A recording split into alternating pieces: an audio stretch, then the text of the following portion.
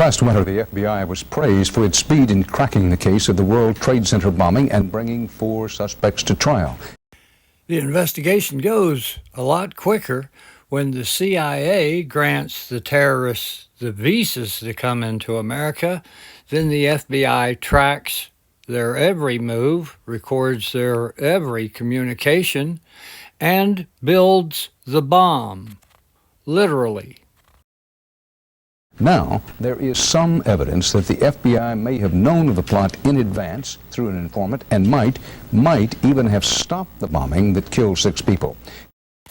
The FBI and the district attorney in New York City hired a guy first to make a fake bomb, and then halfway through decided, let's go ahead and make it a real bomb. And so the bomb maker recorded a conversation between himself and his FBI handler in case he needed it, because he probably did need it, because they probably would have come after him as a patsy.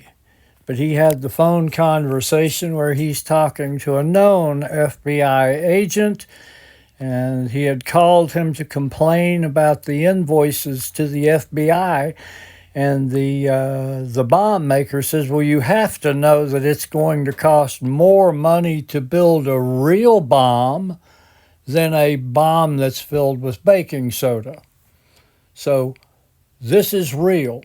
The FBI bombed the World Trade Center in 1993, killed 6 people and hurt 100, and then simply walked away. And they've been doing it ever since. They started and stopped 19 terrorist attacks in the United States in a row, 19 in a row. We just keep letting it happen. I don't know what we're supposed to do. January 6th, I reckon. FBI agents might have been able to prevent last February's deadly explosion at New York's World Trade Center.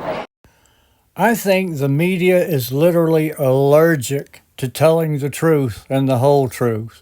They had the bomb built, and they watched the men set it. Why would you report they may have been able to stop it? They cannot. The truth isn't in them. They discussed secretly substituting harmless powder for the explosives, but they didn't, according to the FBI's own informant, Emad Salem.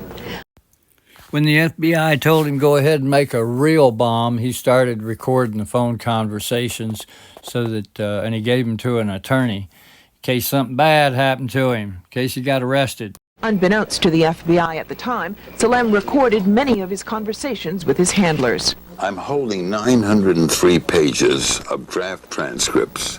William Kunstler represents Sheikh Omar Abdel Rahman and several others charged with conspiring to blow up a series of New York City landmarks 4 months after the World Trade Center bombing. And watch this little twist. An FBI spokesman said, get this, we got them after they did one bombing instead of a series of bombings that they had planned.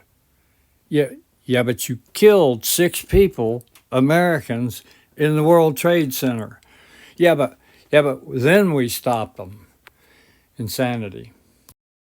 Kunstler confirmed newspaper reports of the Salem transcripts.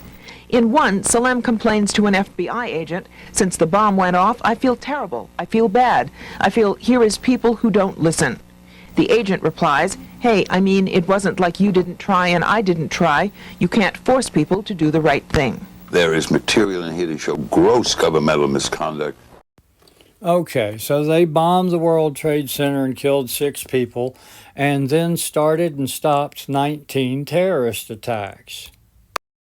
That doesn't mean they had anything to do with 9/11. They've already investigated themselves.